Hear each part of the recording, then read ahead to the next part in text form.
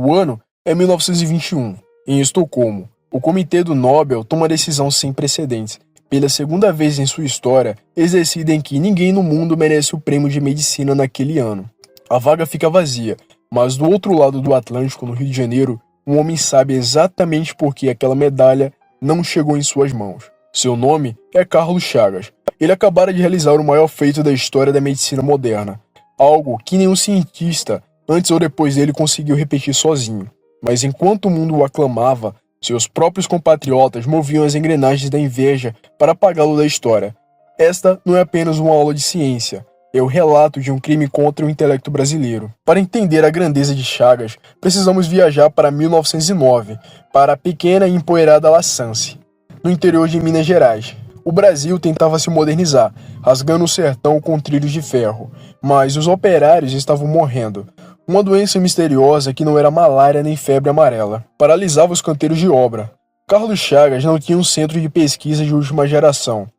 Seu laboratório era um vagão de trem adaptado. Ali, entre o barulho dos trilhos e a precariedade do sertão, ele começou a observar o que todos ignoravam: a arquitetura das casas de pau a pique e um inseto que vivia nas frestas de barro, o barbeiro.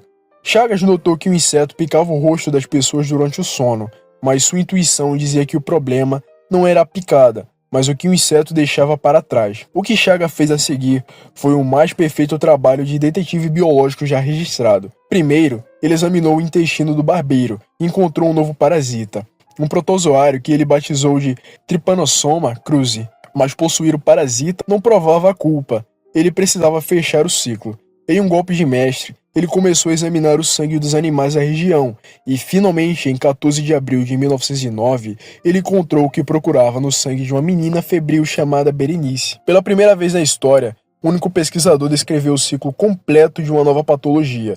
Ele identificou o vilão, o parasita, ele identificou o transportador, que era o inseto, e a vítima, que era o ser humano. Quando a notícia chegou à Europa, os cientistas ficaram atônitos. Chagas entregou em um ano o que a ciência normalmente levava décadas para montar. Ele não era apenas um médico, ele era um estrategista extremamente observador. Mas o brilho de Chagas cegou aqueles que viviam nas sombras da academia brasileira. No Rio de Janeiro, uma facção de médicos, liderada por figuras invejosas, começou a orquestrar o que ficou conhecido como a reação aos descobrimentos de Chagas. Eles não o atacaram com ciência, mas com política. Publicaram artigos em jornais leigos dizendo que a doença de Chagas era uma invenção, um exagero para ganhar prestígio. Diziam que as mortes por insuficiência cardíaca no sertão eram causadas por má alimentação, não pelo parasita.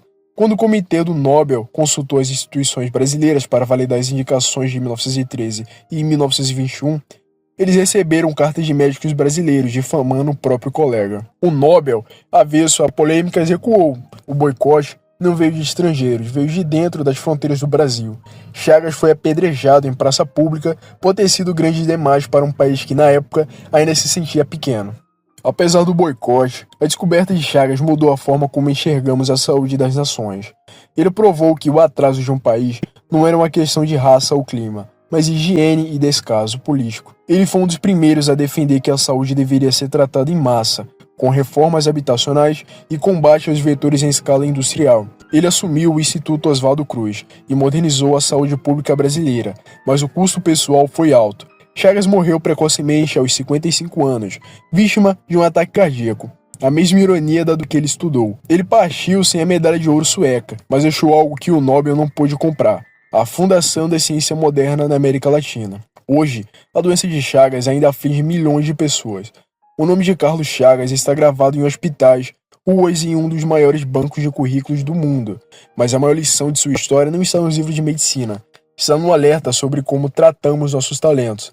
O Brasil, de 1921, perdeu a chance de ter seu primeiro Nobel por causa da miopia da elite. Bem, se você gostou do vídeo, não esqueça de deixar seu like, seu comentário e de se inscrever no canal caso você goste de temas relacionados à história. É isso, até mais.